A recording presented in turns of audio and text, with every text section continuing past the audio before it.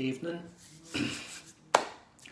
So I've been a wee bit lax past few days. I meant to do an update on Sunday and I was busy. I was flat out with stuff. So I was busy doing a few things, but I'm always busy doing something to do with this channel as well. So through that day I had wrote down a lot of things that I need to get on top of on the Sunday for Sunday night's video, which we're going to do now. I'm going to try and do one twice a week. I don't want to overload the channel, but I think twice a week would maybe be more interesting than every other day, so try and keep people occupied with it. And if you want more of it, we'll fire me in a subject, send me in a subject matter on the comments and we'll get on top of it. And we'll have a wee chat and might try and do a few other interesting things as well. So getting on with it. I had been trying to get some stuff done on Sunday and other things just kept coming up and up and up. What I had done over the weekend was I had gone a walk around and I had been looking and contacting or trying to contact the various mental health establishments in Glasgow.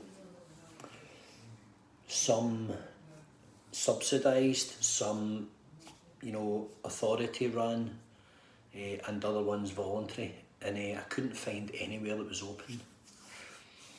I couldn't find any at all that were open, and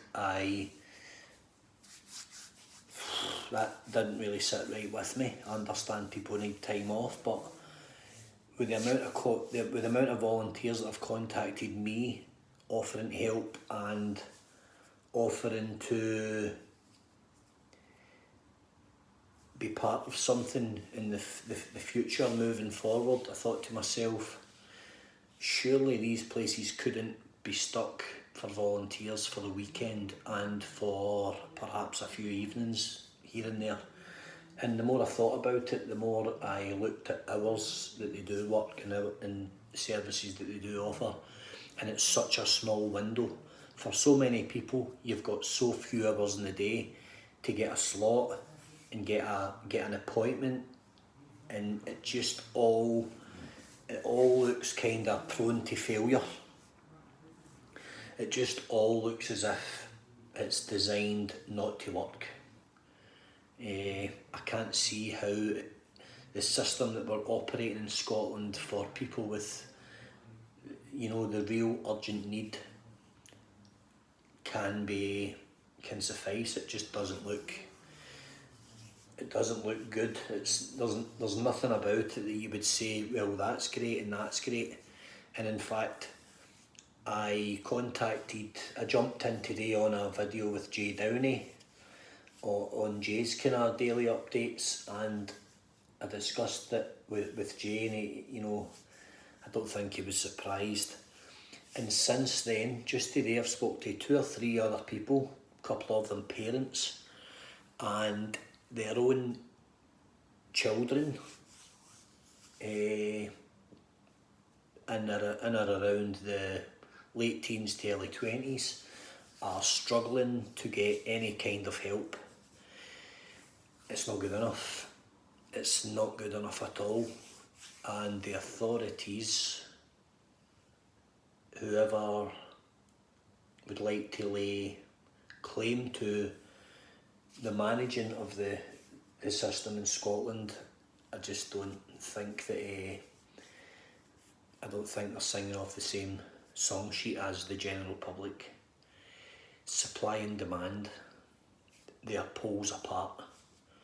So that's something that I'm going to be working on a lot behind the scenes as part of my week, as part of my day, in conjunction with everything else that I'm doing.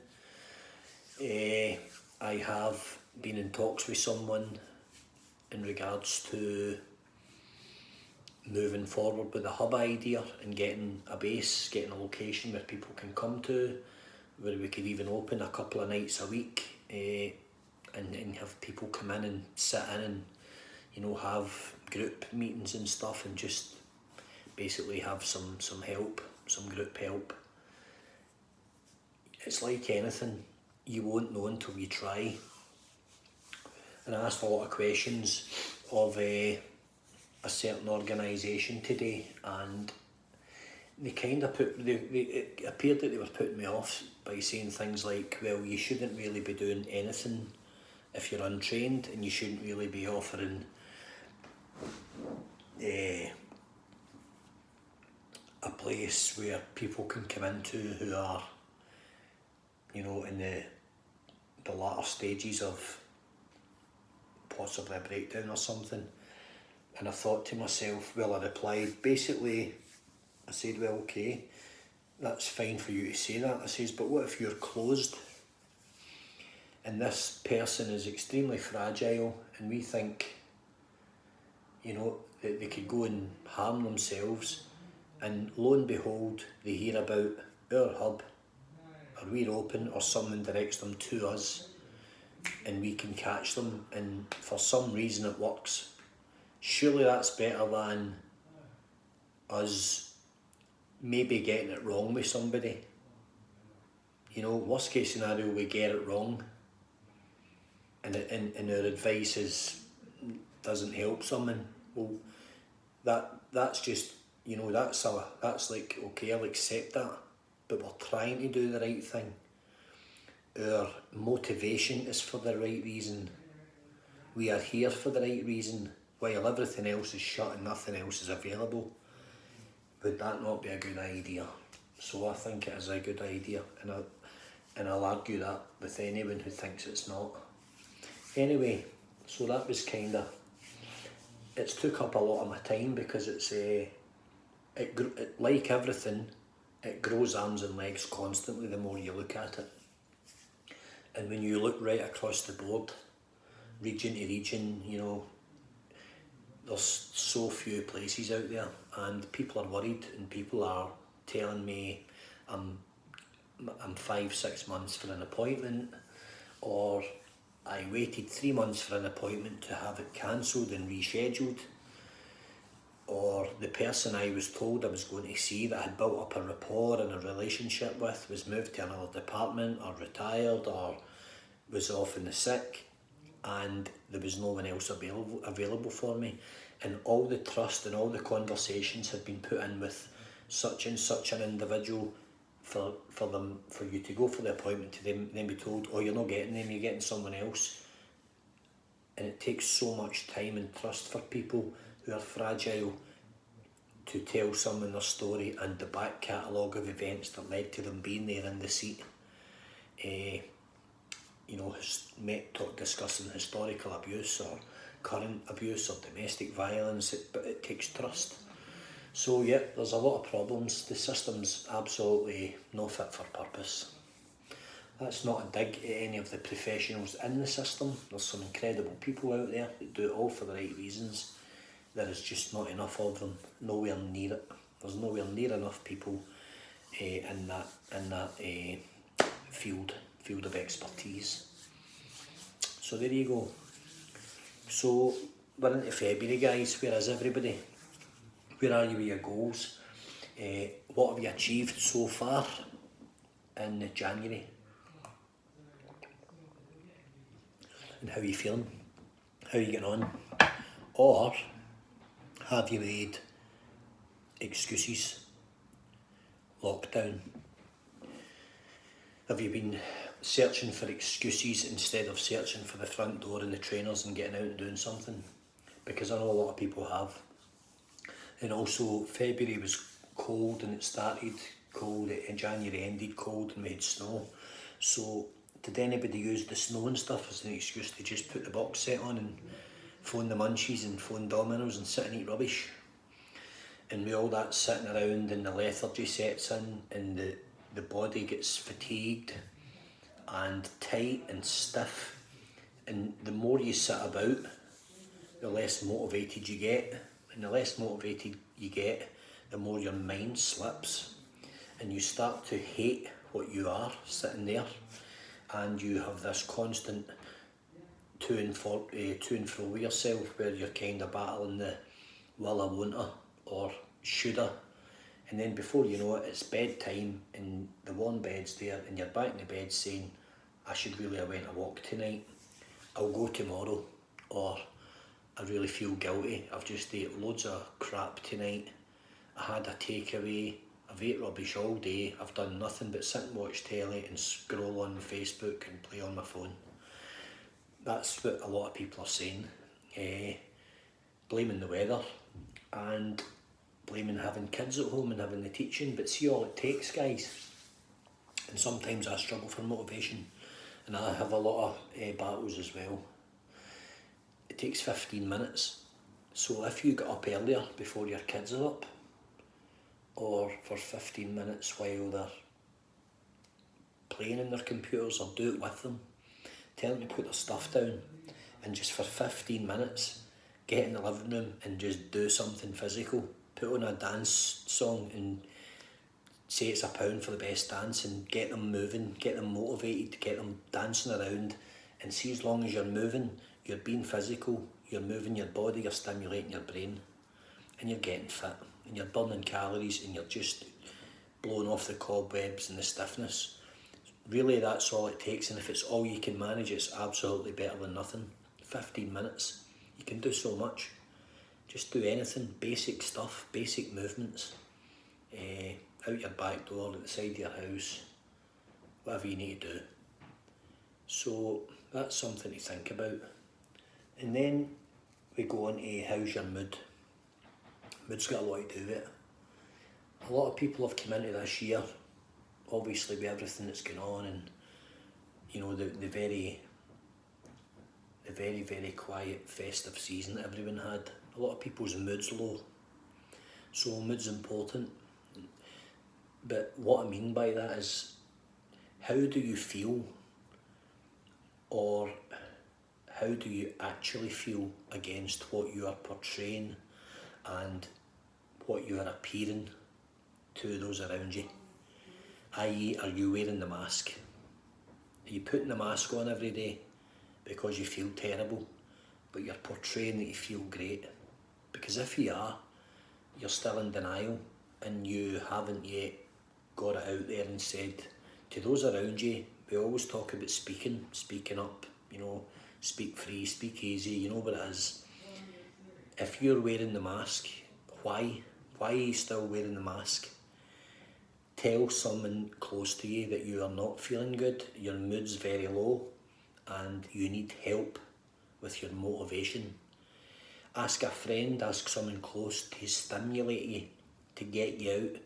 Can you phone me at 3 o'clock today? We are going a walk. If I say no, or I don't reply, come and get me. Don't take no for an answer. Literally, that's what you have to do. Help, let someone help you. So mood is important, but if you are faking it, well, you need to convince yourself, you know, where you're at, and say, right, I really need to tell someone that I'm faking this. Make people aware of it. Don't wear the mask. Don't wear the mask. It's not helpful, and it will hold you back. And the longer you wear it, the more used to you get. The more used to it you get, and you just feel that is how you have to be. You have to be that person for those around you, because you think they're used to that version of you, or that's what they expect, or you've got to be the strong one, and blah blah blah. And it's not good. It's not good at all. Next is the change, right? So see, if you're putting off change, i.e. getting fit and dropping some habits and stuff, then you have to find a focus. So if you say to yourself, right, we're into February and I've kind of had all these ideas, but I've not really done anything. Okay, you know, when the weather's bad, you know, if you've got a garage or a hut or a spare room, you can go in it and you can do anything. You can literally do anything. You can get a pair of boxing gloves for peanuts on eBay. You can put them on and you can go into a room and box, right? You can get a set of pads, one of your kids to hold them, and you take turns each, train each other, get each other fit. You can do really basic stuff. You know, anybody that's averagely healthy, with functioning legs, they can get out and walk. You don't have to cycle 25 mile and walk 10. You don't have to do that. You can walk a mile at a brisk pace and you'll just feel positive after it. You'll literally feel great. Great. I seen when the snow was here, a lot of people were out sledging and stuff. Brilliant. That's brilliant. They all had their kids out. Now, why is it that for months and months everyone's kids were just sitting in bedrooms playing computers and mind-numbing stuff, no interaction at all, and then the snow comes and everyone can all of a sudden find energy to get out sledging and get up hills, and right, so something not right there. It took that little snowy event to get everyone out interacting with each other and get the kids off the iPads and stuff. It was brilliant to see. But why only then? What's wrong with doing something else? I pass parks and stuff, and I pass big open areas, and I never see parents and kids and interaction. You very rarely see it in a lot of areas. It's it's kind of bizarre. You're like, what's going on? Why is all the kids in the houses? So that's something to think about, guys. Finding a focus is important. It's in just taking it a day at a time. Just find a route to success. So small steps. Always harp on about small steps. And not setting five tasks or 5 major goals. Just have one and get to it. Knock it off the list and then set another one and get to that. And you'll fall back a few steps, that's fine. If you do, you do. If you don't, brilliant. But if you fall back, if you go back 3, take 4 forward and just chip away at it and chip away. Yeah, you'll have relapses and you'll have bad days, you'll have blips, you'll have all the ups and downs and all the emotion. But I promise you, if you set a goal and you find a route to success and achieve that goal, you will feel amazing. Even if it is you buy a cheap one of these cheap watches and you walk a mile, and you know a couple of days later you do it again and you knock 10 minutes off your time, you'll feel motivated and you'll feel better in yourself. You can't not feel better when you achieve something. So it doesn't matter how small your goals are, guys. It is all about knocking them off the list, one at a time. I've had amazing feedback from this channel. I talk to a lot of people in my travels and stuff, and they're finding it. More and more people are finding it, and they're all saying the same thing, that it's just basic information, and that's what's working for them, because nothing's complicated. If you can just cut out one little vice every other week or every other month, cut out one little bit of bad food every other month, drop a takeaway, cut out a bottle of Coke. If you're drinking a lot, knock it in the head one night a week, and instead of maybe drinking 4 nights a week, flip it to 3. And if you're drinking 3 nights a week, maybe flip it to 2, and down, and enjoy it in a weekend, enjoy it on a Saturday night, but maybe not tank up on it on a Tuesday night, and maybe not tank up on it on a Monday night. Just knock it down a little bit. If it's 2 bottles of wine, turn it into 1.5, turn it into 1. Don't overdo anything. Do what you like, but don't overdo it. Don't eat till you're absolutely bursting. And times in my life I've been a binge eater, and when I drank alcohol a long time ago, I was a binge drinker. Unhealthy habits. Being 5-6 years away from alcohol, I've got a clear thinking. In the past, certainly in the past year or two, I'm way clearer than I ever was in my train of thought, and that's took a long time to achieve. And you have to work at it and maintain it, because it's easy to pick up old habits. It'd be easy for me to go and buy 12 bottles of beer and I'll just drink them every night and fall back into it. it's not where I want to be, and I have to continually find a focus and set myself goals and targets, and that's what I do. And I keep everything basic, I keep everything simple, and that seems to be what's working for people that are following this channel. So, if you can give me some feedback, guys, that would be good, and I'll respond to you. I always try and respond quickly. As busy as I am with other stuff, this is very important to me, and it's important that I grow the content, that I grow the channel, and that we help each other.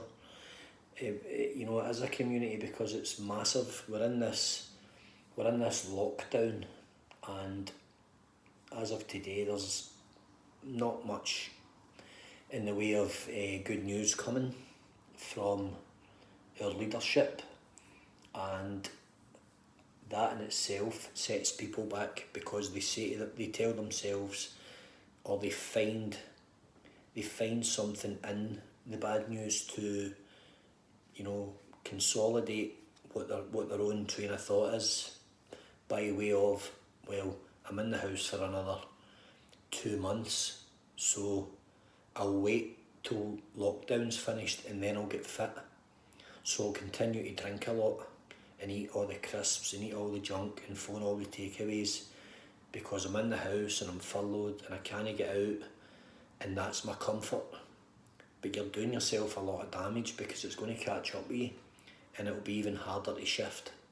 And then summer's going to come, and they're going to lift the lockdown, and you're going to be carrying all the excess weight and all the excess baggage of months and months of eating crap, and the summer's going to be here, and your confidence is going to be down.